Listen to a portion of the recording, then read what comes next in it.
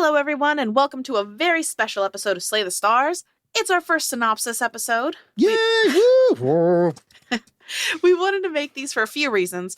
First, we want our podcast to be as accessible as possible. We want people to be able to stay current on the podcast episodes, to get refreshers when they need them, and to be able to catch up quickly if they hear about us down the line. We don't want the number of episodes that we put out to be a hindrance to new people joining the community. Obviously, we won't be able to cover every detail in every episode, and the best way to get engrossed in the story is to listen to them all. But life is life, and we want to make sure anyone who wants to enjoy Slay the Stars can. Plus, these episodes give us a chance to comment on some of the shenanigans that happen, and there are many. So, without further ado, guys, episode 1, Meet Me at the Point. We got to see a little bit about what Zamira and Shar are like before the events of our story. Zamira, you were a student at Stellium Academy, the premier magic school in the Empire. You also have strange dreams that have some sort of divinatory powers. Shar, you were a groundskeeper / security guard at the Temple of the Divines in Saltspire, one of the few working temples left in the entire continent. You both received strange letters hinting at deep secrets you both kept, beckoning you to a meeting that night at Ascension Point. And we went. And you went. Like we almost died. Twice. The only question I had for both of you, this episode was pretty straightforward, was what did you both hope to get across about your characters in those moments? Who were they before their lives sort of changed forever? That feels like two questions. Yeah, well. So, like, what I was hoping to get across in regards to Zamira is that she is someone who is going to take the risky bet. She's going to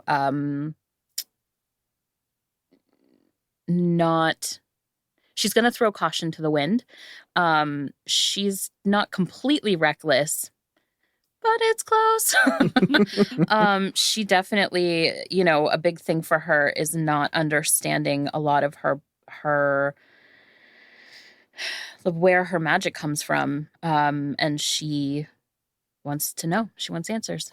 So they taunted her with the right thing. Yeah. I kind of wanted to indicate that Char's life had kind of fallen apart at that point. Like, very much like this is the sequel to his life has started now, because his original life was messy and complicated, and like the reasons he is where he is because his life did fall apart, which I think we're going to start covering in the next couple episodes, like what exactly happened with everything, because you and I have had an idea, and the fact that neither of us have like nerded out over this on an episode yet has been fascinating. It's hard. There's a lot of secrets. They'll all come out eventually. Yeah, episode 1 was, I think it was a pretty solid character introduction. Yeah. Now, I'm sure there's going to be somebody out there who's like, no, it wasn't. How dare you? Well, I mean, but to the other half of that question with who they were before all of this started, Zamira, she did a lot of running from her parents. She tried to distance herself as much as possible and declare that she was different from them. But that being said, she was pretty spoiled. I mean, she basically got whatever she wanted by whatever means. She had friends. She didn't, I mean, there wasn't a whole lot of struggle to her life up until this point. Not really. Fascinating. Well, we'll jump into episode 2. Do you have magic? We met at Hara, the hunter. And I mean, fuck that bitch. We met Karina really towards the end of episode 1, but her arc for now ends here. Karina's in Warren, Zem's friend from secondary school. We found out the reason that you both were invited to this midnight rendezvous stemmed from your seemingly innate ways of casting magic. You escaped your kidnapper's grasp, as did Karina, but you were left in a place of, like, what now?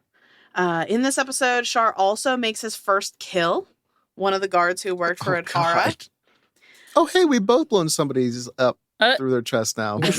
Yeah. We have. Yeah. So let's start with that moment. Shar, we're going to sort of jump ahead a little bit here for this question, but this was your first kill, Mm-hmm. and we've seen you all fight in future episodes as well. How is that life or death struggle changing for Shar? Is it getting easier? No, I think so. Like the plans for Shar, assuming he lives long enough to make them happen, he is going to be very much not necessarily like a pacifist, but he's going to try to not kill as much as he can. The way that he was always even taught growing up was that, his parents were musicians and entertainers and Hippies. yeah, they were hippies. That's an easier way to do that. And now I'm sad. They were hippies, but they always embraced no, conversations, is the way to get people and appeal to their better selves potentially. Fighting is usually the last resort, which is where he kind of picked up some of it, where his ideology comes across with Gideon when he was training. But he would prefer not to kill anybody, and that was honestly the first real time he's used his magic. It's been experiments up to that point in hiding, but that was the first time he's like, oh shit. Oh shit, no. And we did the dramatization of it too. We did, actually. yeah. So I think that put his headspace in better than what I did in the episode, because at that point I'm just so good. Oh, I thought he was going to have more hit points. Yes. Whoops. For anybody who wants to listen to that dramatization, super good. It's on our YouTube channel. You can find a link at slaythestars.com. You can also find us on YouTube if you just search Slay the Stars. It's fantastic. Fantastic. Question sort of for both of you. The cloaked person that was using magic who was with Adhara. Any thoughts on this? They, as you are fleeing, they actually cast Hold Person on Zamira, which we can metagame now. The whole thing is metagaming. It's a 2nd level spell that would make them fairly skilled in this world where most people, I would say basically no one, can eclipse 5th level spell casting. I mean, we've gone over that with the Stellium Academy too, which is what's the highest level teachers can hit, and the fact that it was 5 or 6. Yeah. Which is insane, considering that we're all used to playing pretty high level D&D. Yeah. Where the Paladin has level 5 and 6 stuff at level 20. Yeah. It's just rare. It happens. It's rare. And, something to keep in mind too is those are the people that go to school and broadcast their abilities. Mm-hmm. That being said, I do have 2 ideas, but I don't think I want to give those ideas up. All right. Let's suffice it to say, suffice that to say that I'm pretty sure that Zem knows this individual. To bounce off of that, I'm pretty sure I don't know the individual. I would love that it would be somebody that we would know. I think that'd build a lot of interesting dynamics. I personally think it's just a high-level spellcaster who is doing some kind of experiments. And to be honest, the fact that I've been reading and watching Overlord again does not help my frame of mind. So I think it's a skeletal man or woman spellcaster that is just running experiments rabid. Fuck. We're gonna be playing this game all day. So from there, we jump into episode 3, On the Run. The 2 of you slept in a crypt. And we got our first meeting with Shar's deity, Amara, the goddess of love in the Velen pantheon.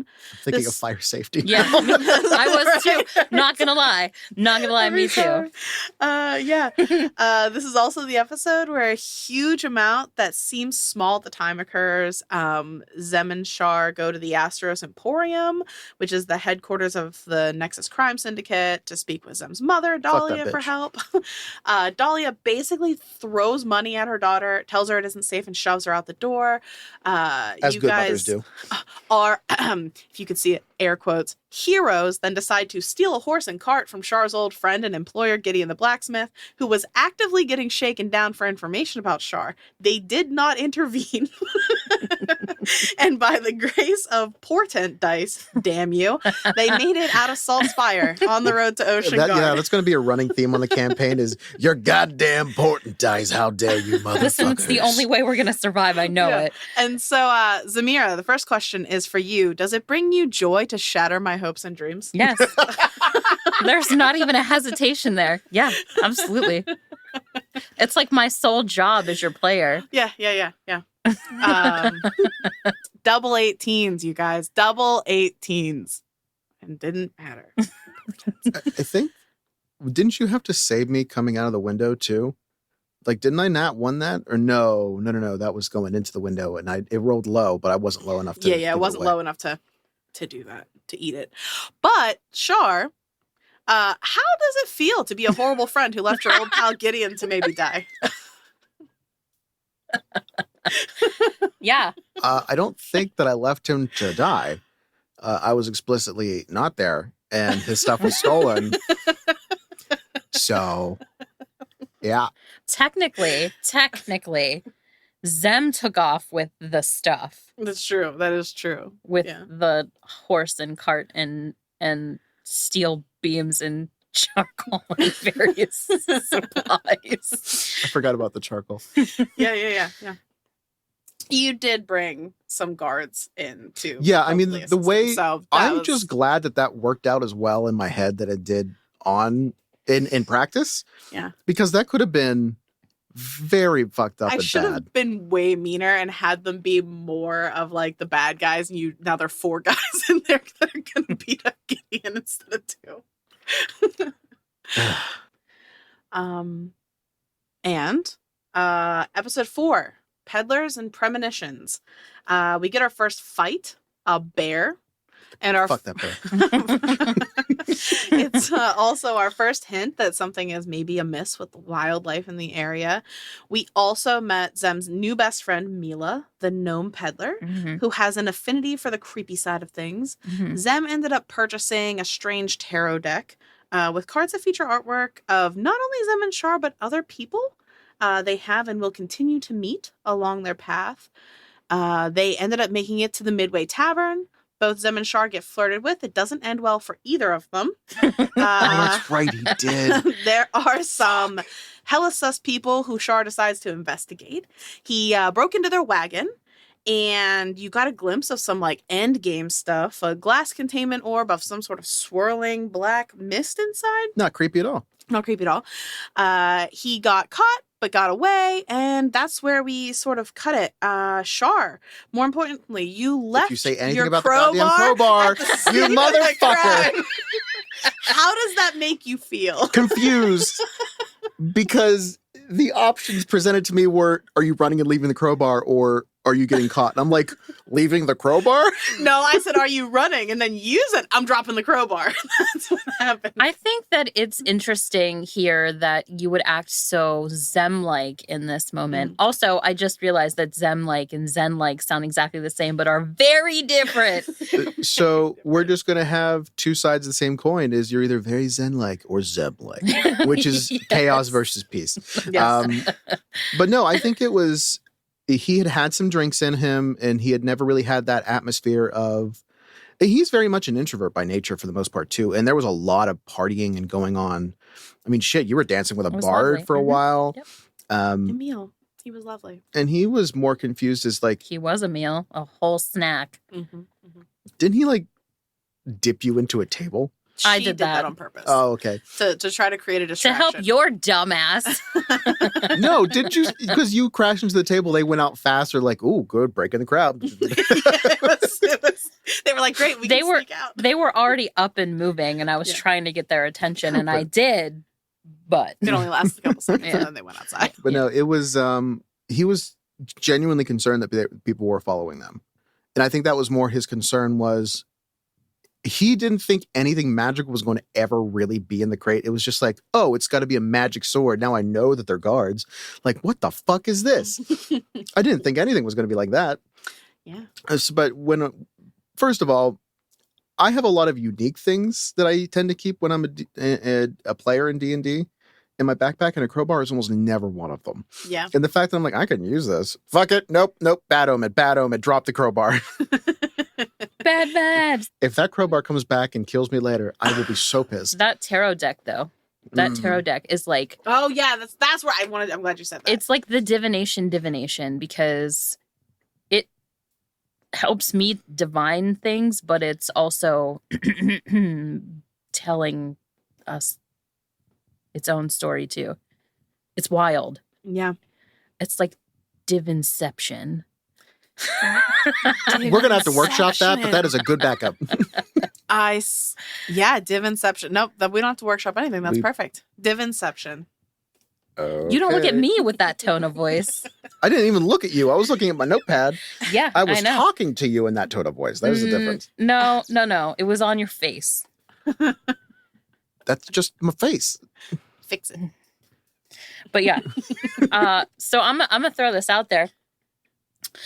If there's any artists listening that are interested in creating a tarot deck with me, hit me up. Yeah, that'd be dope. I can't wait to find out what the rest of the cards are. We get a couple more answers in episode 12. In future episodes. It'll be in the synopsis. Oh, yeah. Episode 5.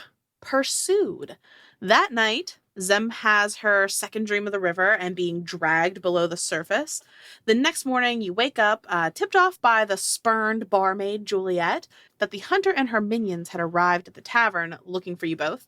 When you get outside, you found that your cart was damaged and a note had been left basically saying your curiosity was going to get you killed. But you got away. You went on to meet the real hero of this game, Aaron, the Knight of the Garden. He's so pure. He is. A little boy who sells vegetables on the side of the road.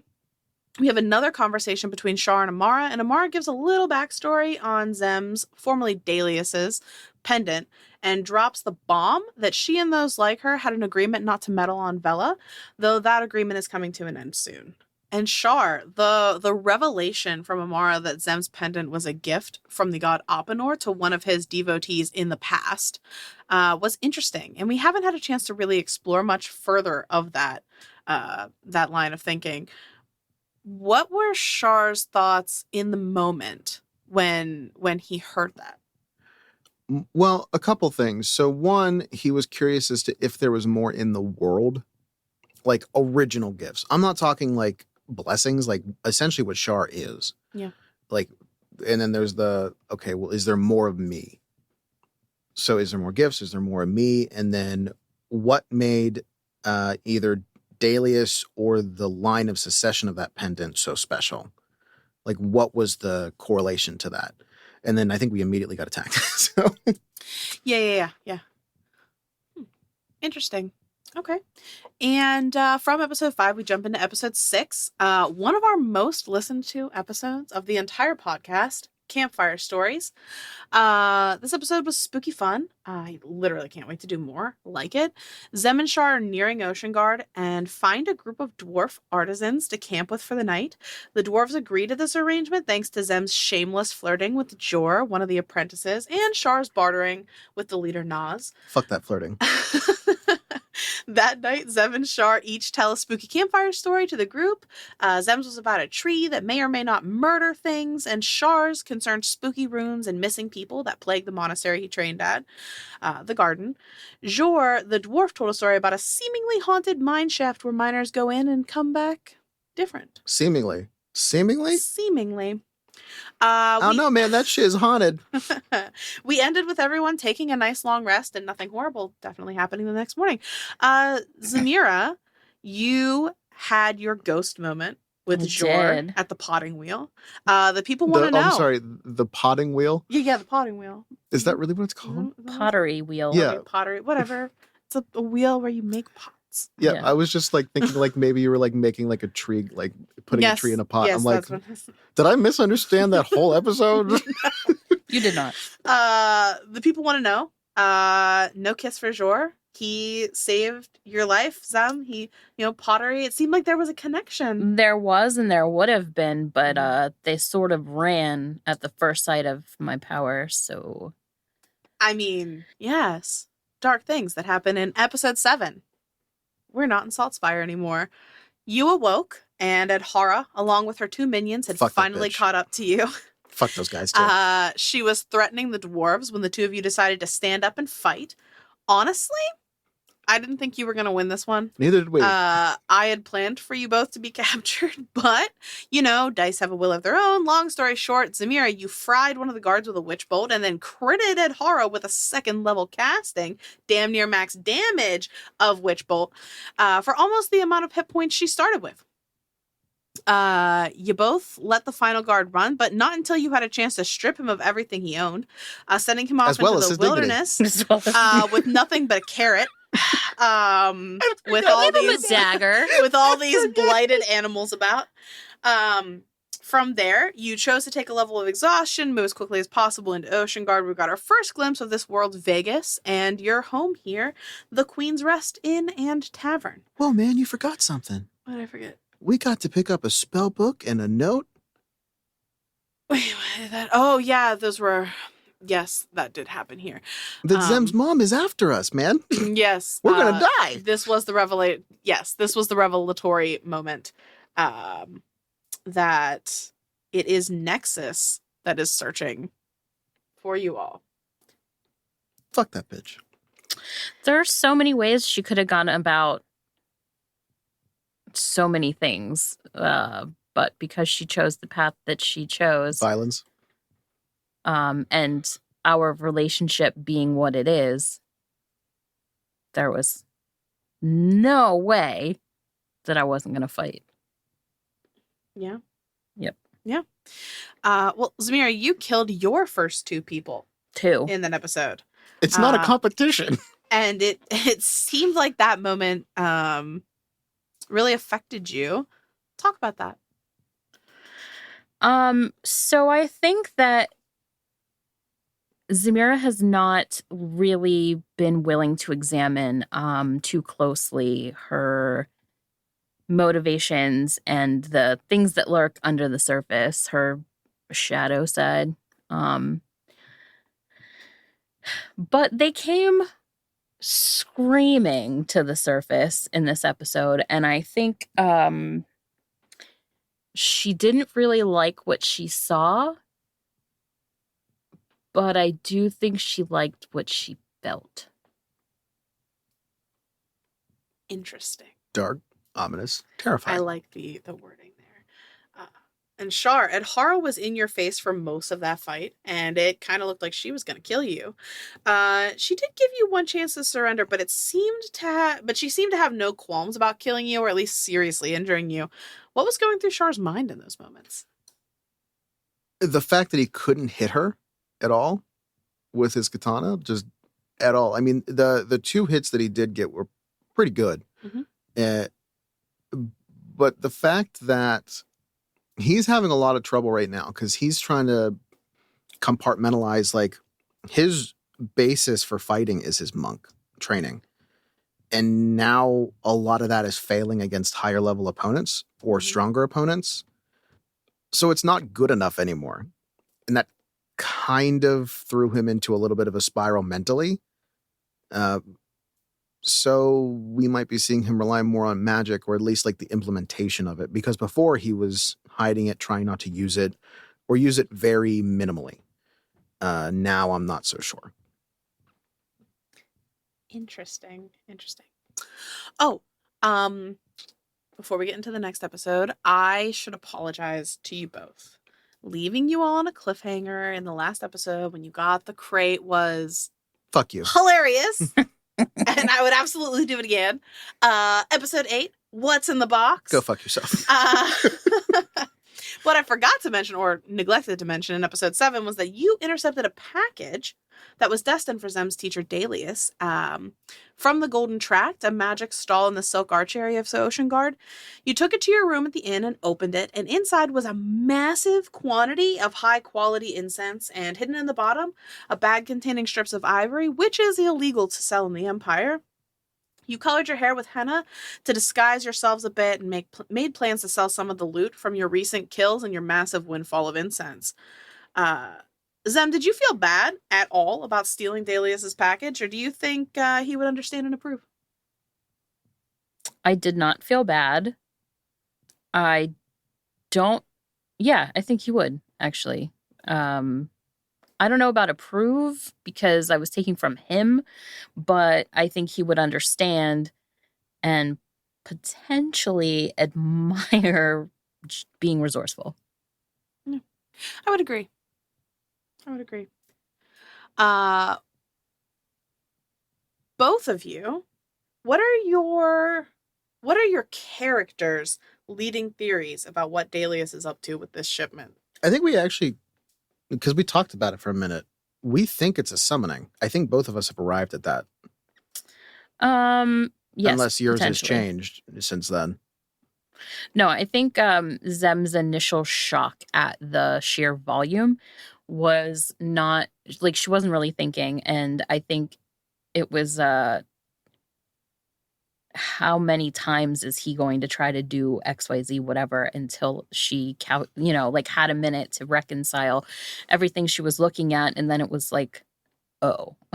So yours was less like, what is this for? And like, God damn it again.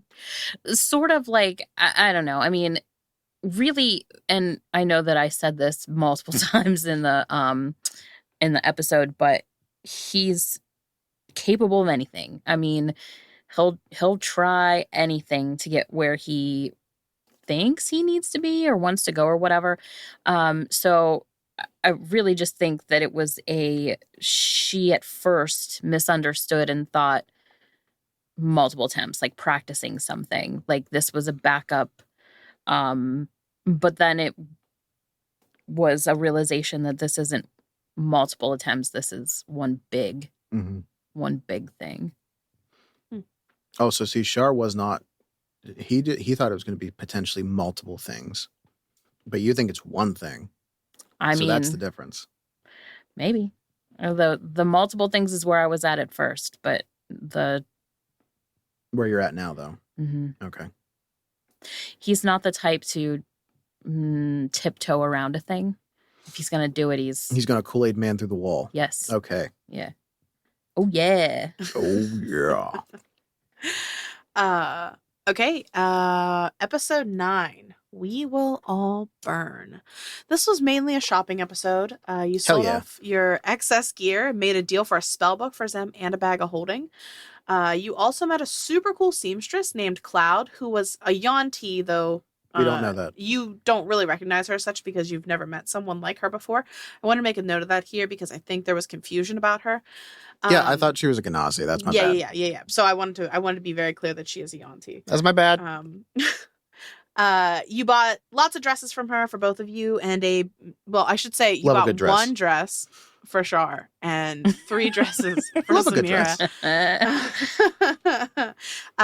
And also a beautiful iridescent cape, also for Zem. and 2 pairs of shoes. One for also each. For Zem. Yeah. You got a corset. Yeah, that was miserable. Oh, yes, the corset as well. But there were 2 interesting moments from this episode that I want to make sure we mention. There was an old man stumbling into the street, shouting, seemingly drunk and or crazed. Something about a woman coming to this world looking for keys, and ending with, the broken and aberrant shall inherit the world, and we will all burn. Also, Zem got a weird note slipped into her pocket with an address to the gaming district and a flaming heart symbol that reminded you both of Shar's pendant. Fuck those imposters. Both of you, thoughts on the old man? I wish we had a higher priority on that. I know. I didn't. Yeah. Because originally it was just like, okay, he's an old man. He's going to be drunk in an alley. Cool. I'm curious as to what he's saying. And then the day got away with us with dress shopping and trying to get the bag of holding and then the book. Yeah. And by the time we got there, it was too late. And it's going to happen. It's fine. But I really wanted to know. At this point, I also think that Shar and Zem, we don't think too many things are that crazy anymore. There's that. I also think, though, that we're still, like, I don't know about you and how you feel about it, but I feel that we are still, like, our heads are still exploding. It's really, like, been a few days of going from these innocent like kids trying to figure out their place in the world to Maybe it's been less than a week. like to Holy shit. yeah, that's what I mean. So it hasn't been that long where we've had to normalize very abnormal things because it was survival mode. So I think that that's part of it too, where yes, that was very intriguing and I also wanted to go check that out, but we were still we need to get this so that we can survive, so that we can, make it through the day. Because it was the dresses and then the hair dye. And then thank God we got a bag of holding. And I swear to God, if this is a bag of devouring, I will strangle you. Yes, police, it was me.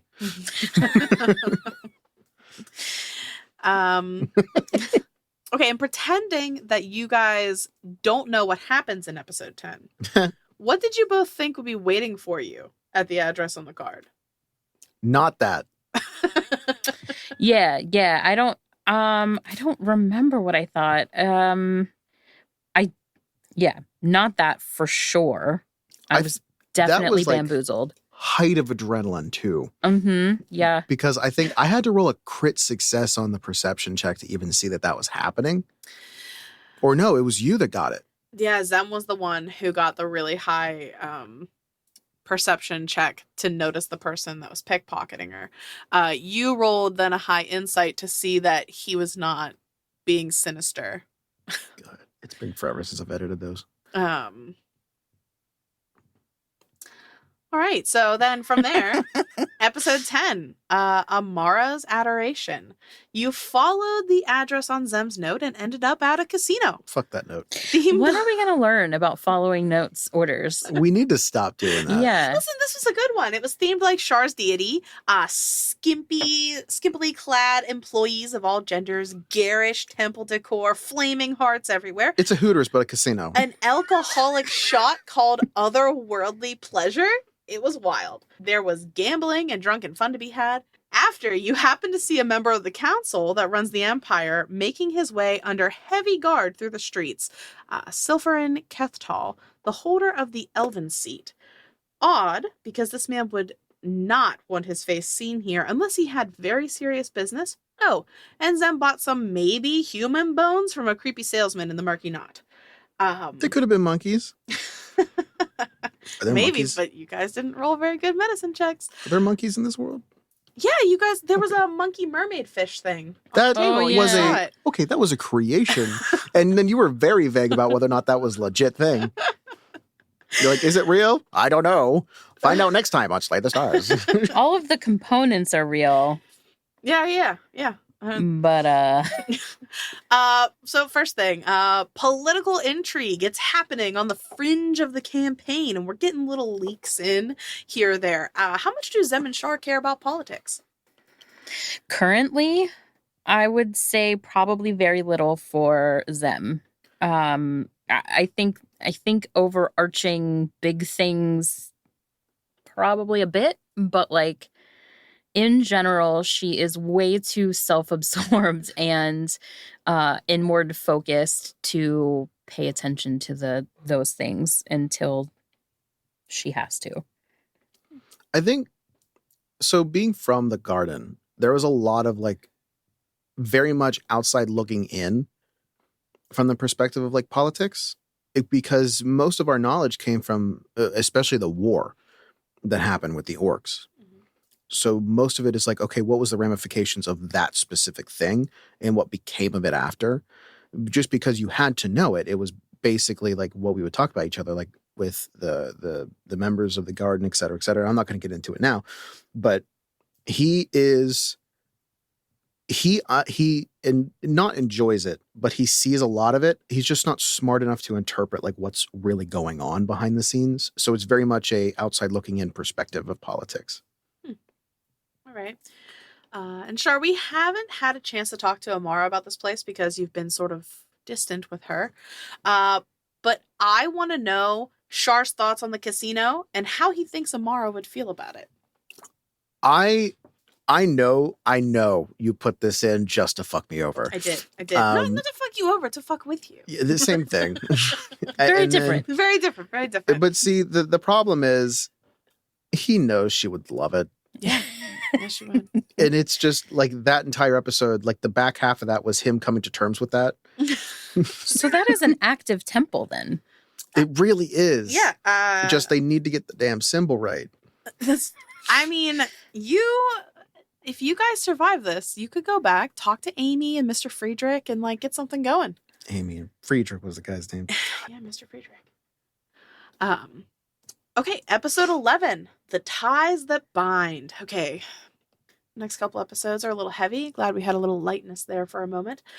During episode 11, so in the past few episodes, we've seen bits and pieces about Rafe, the biggest mob boss in Ocean Guard. We know he's there. He's sort of like this boogeyman, right? We have an idea that he might be looking for Zem and Shar as well. Zem, you used your familiar, the Luna Moth Tora, to spy on a conversation with a group of Rafe's people. That thing is so cool. Right? When they got up to leave, Zem, you tried to bump into one of them, the braggadocious rogue Reg, and Fuck Reg. had a hilarious interaction that led to the barkeep Jeff trying to warn Zem and Shar about getting mixed up with Rafe and his people. From here, you went to the docks looking for Zem's dad, who owns a fishing boat, the Fuck Heart that guy. Song. You find him. He's incredibly drunk. And a conversation happened that was both fun and emotionally painful to listen to. I could feel Zem's desperation, begging her father to help her and to show up for once. You made a plan to meet him in the morning so the three of you could leave on the boat, get out of town, come with a plan when he was in his right state of mind. He promised to show up for you. Zem, you were obviously upset by this interaction, and you and Shar decided to blow off some steam with a night of partying. Zem, we didn't have a ton of time to get into exactly how Zem was feeling in this moment because we were sort of running on like a long episode. Talk about that. How did this interaction with your dad make you feel? I think she was grasping at hope. So for me, this was very much the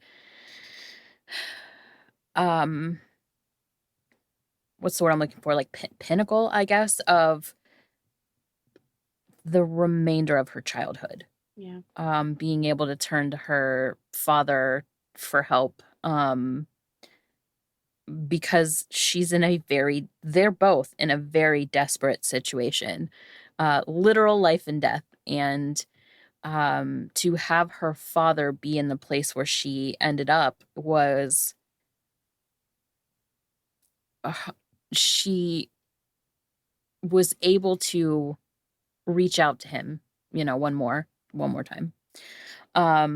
So she's afraid because she knows him and hopeful because she knows him. So it's like a double-edged sword there. And I think that she's relying on him a little bit more than she realizes that she is. Yeah. No. Shar, you clocked something that I slipped in when Zem's dad Christoph said, "This isn't lucky." Yeah, what the in fuck regards was to the that? whole situation. And then you laid a trap for us immediately after. He What slithered the his way out of the conversation by begging off, saying he was too drunk, he would discuss it in the morning. Spoilers, that conversation never happens. I will drown that man. I want to know Shar's thoughts on this. What does he think Christoph meant? Any theories? Do I think he meant? I don't know, to be honest. Like, Arthur's got some kind of theories going around, mostly because you've given us the Pantheon list, which I don't know. Have you released that to the public yet? Or are you going to put that on Patreon? I originally had it on the website and then I didn't like how it looked, so I took it down and then I never released it. So, yeah, we could do that. We could release some deities. We'll do that. Patreon. Yeah, so I've seen the Patreon list. So, Arthur... Yeah, I think I understand. But Shar doesn't know a lot of the Pantheon. He's like within the last like 6 months, he's learned that gods even exist, as opposed to like the very peripheral of, yeah, there's like some beliefs. Like some people also believe in gambling, and some people believe in self-preservation. Like it's to them. He saw religion as very different than what he sees it as now. Yeah. Which is like, oh, they actually exist. Well, shit. Um, so he thought it was just something that came up from his past, or something that came up with his daughter that was significant for him in that relationship. Now, Arthur knows better, but Char, not so much.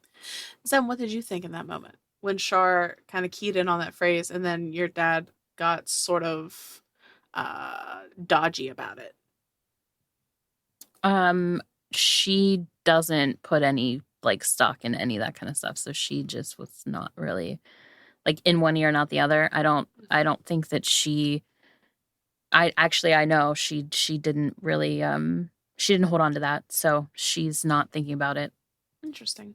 Arthur, we did something fun at this point. We did another dramatization. This time, the scene was the night of drinking with Char and Zem after everything that happened, this very heavy scene with her dad. And you met an intriguing woman named Isla. We brought in a friend of yours to play the part. Yeah. Elle is great. So I've worked with her on another audiobook project that we did called Coalesce. She is one of the narrators and one of the main characters. So that's how we met through that. And then we had taken classes together. So she came in, you told me what you wanted from the character. And I have like a backlog of actors that I can pull from at any given time, which is nice. And I'm just like, well, this is her. Like, it's her. And I reached out to her. She said she was interested.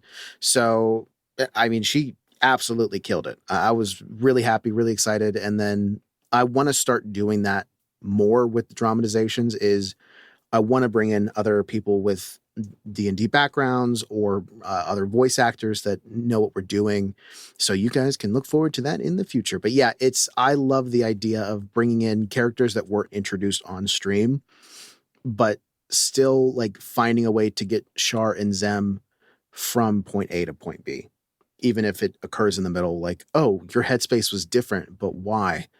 Yeah, we went out drinking, but that's the easy explanation. No, we met somebody intriguing. And turns out she was trying to fucking kill us. Not kill us. She was trying to turn us in, but it worked out in the end. Yeah. Gotta love alcohol. No, I don't. I really don't. All right, from there, episode 12, Nightmares Are Reality. So the end of episode 11 and into the beginning of episode 12 is where we get our first level up of the campaign. The two of you, now level 4. Zem, during that long rest, you had a dream, a nightmare, we'll call it.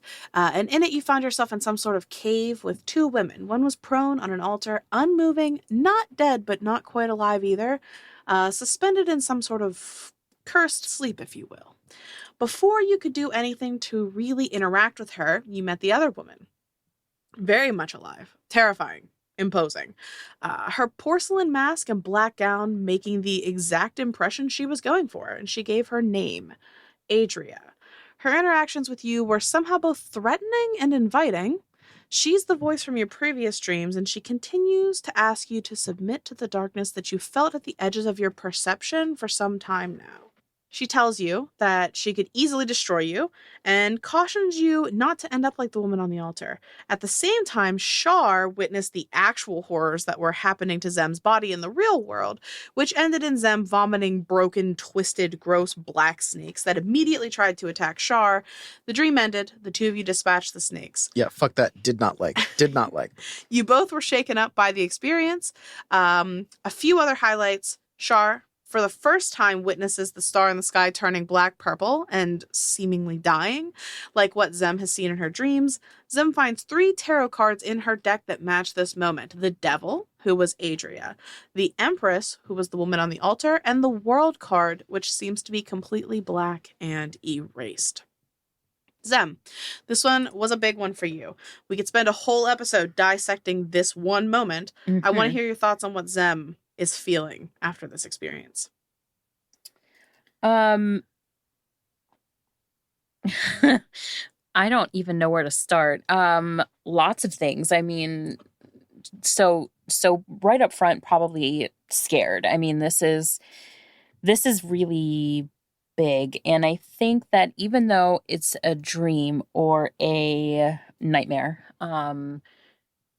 she definitely realized that this is also at least semi-real, because she's losing control, which is terrifying. But I think that she's also starting to get some answers, or feeling like she's getting a direction towards some answers, and therefore she is feeling eager for more, because she is semi-reckless. And but to have some answers to some questions she's had her entire life is absolutely something that she's looking forward to continuing to discover. But I think that she is also starting to understand that it's bigger than her in ways that mean that it affects people that she cares about. So that's also a reason for fear. Interesting. And Shar, another theme that we have been exploring in this campaign is how much people can change in 2 years, trying to reconnect with someone you used to know so well. You've seen this darkness and Zem manifest a few times, but this is obviously the biggest moment. Is there any part of Shar that just wants to peace out? Now, when you say peace out, do you mean like leave them? Yeah, like distance yourself from that. I don't think so. See, interestingly enough, I don't think any part of Shar has ever been like, I need to leave at all, because he understands that being alone sucks, because that's the way he's been through most of his life. And it's not because he's trying to prove that like they were friends or whatever. Even if it was anybody else, bar like murder psychopath type deal, he's going to stay. Call it loyalty, call it whatever you want, but I mean, he's staying. So no is the answer to your question. Mm-hmm. And the last episode for this synopsis, episode 13, The Devil You Don't. We leave right from one moment of trauma for Zem and jump right into another. The two of you get to the docks in the morning, and the Heart Song and Kristoff are gone. Fuck all of this. What a dick. Yeah, certainly true. Sorry, I gotta stay on brand for the talk. Fuck that guy. Childhood over. You are met by two men with a note from your father asking for forgiveness because he couldn't stay for you. He turned you into Rafe's people in some misguided attempt at helping you? ? At least that's what he convinced himself he was doing. The two men offer to take you to see Rafe, and seeing not many other options, you both agreed. You head to the Prism, Rafe's casino, and lair in the high roller district of the city. When you do meet with him, he isn't quite what you expected. He's curious about the two of you and why Nexus wants you so badly. He clearly has a vested interest in taking down Nexus, and specifically Zem's mother, who Rafe seems to hate very much. He offers you a sort of freedom. He gave you both rings to wear, so he can always find you, and all he asks in return is for information regarding what Nexus is up to and why they want you. The three of you shoot straight with each other for the entire time, and an alliance is formed. He outfits you with everything you ask, gives you quite a bit of coin for your travels. He makes it clear that you should leave the city and suggests heading north to find more information about Nexus's plots. They stole something from the elves recently, and it seems to be the item that Shar saw in the wagon at the Midway Tavern the other night. With that, you are escorted out of Oceanguard and begin making your way north. Both of you, what are your thoughts on Rafe? How trustworthy do you find him? He's not trustworthy, which makes me trust him because I trust his motivations will always be for himself. Okay, maybe a little bit too much of a nerd. I was watching The Big Short last night because, I'm a geek.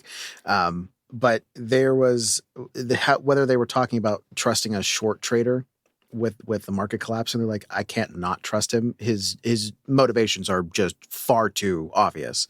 Now, would I buy a car from him? No. Do I trust him? Yeah. We'll find out. Yeah, I don't. I did my best to get out of the whole ring deal.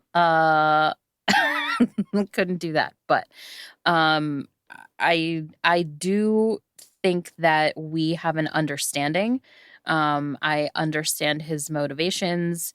I know his type. So for me, I'm going to be honest with him, because there has to be someone, when you have no resources and no experience and no nothing, there has to be somebody that you can trust.